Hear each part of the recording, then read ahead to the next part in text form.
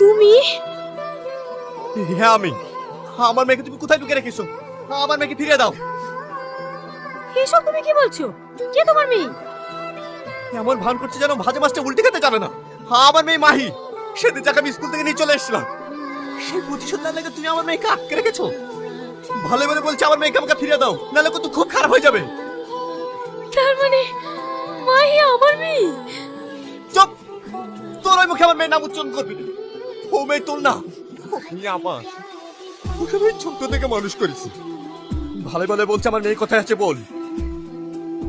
বিশ্বাস করো, মাই আমার কাছে নাই। ওর কি হয়েছে? আমার মাই কোথায়? তুই আমার সামনে নাটক করছিস, তোকে আমি মেরেই ফেলবো। বল বল বল আমার মেয়ে কোথায় বল। তুমি আমাকে মারো, মেরে মেরে ফেলো, আমি বলবো আমার মাই আমার কাছে নাই।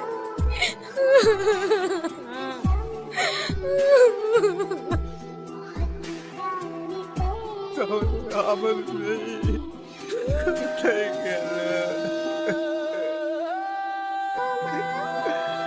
মাহি!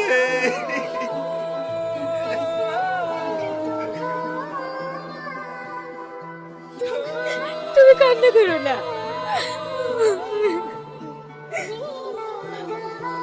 এই কাজ ওই যে মাস্টার করেনি তো? মাস্টার? কে মাস্টার? কোন মাস্টার? যার জন্য আমার জীবনটা নরক হয়ে গিয়েছে। তোমার মতো ভালো স্বামীর কাছ থেকে আমাকে দূরে করে দিয়েছে, আমার মায়ের কাছ থেকে আমাকে দূরে করে দিয়েছে। এটা তুমি কি বলছো? ও কিভাবে তোমার জীবন নষ্ট করলো? সেদিন ওর কারণে আমি তোমার কাছ থেকে চলে আসছিলাম, তারপরে বাইরে এসে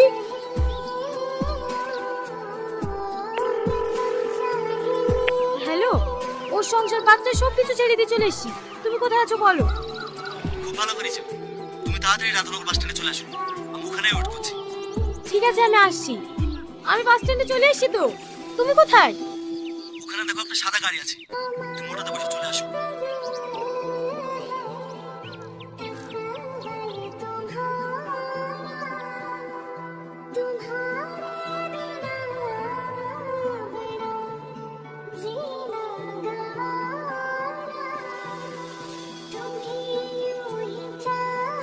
এসব আপনি কি করছেন? ছাড়েন!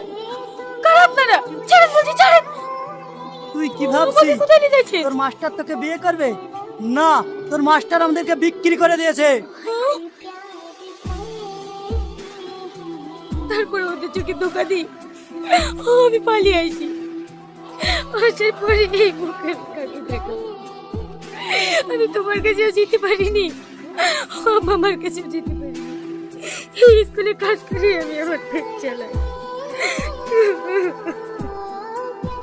তারপর ওই জানোয়ারটার সাথে আর তোমার দেখা হয়নি? হয়েছে, আর আমাকে শুধু হুমকি দিয়েছে এর থেকে বড় ক্ষতি করবো। তাই আমি ভাবছি ভাই কি হলে যায়নি তো? ওর বাড়ির ঠিকানা তুমি জানো? হ্যাঁ জানি। আমাকে নিয়ে চলো।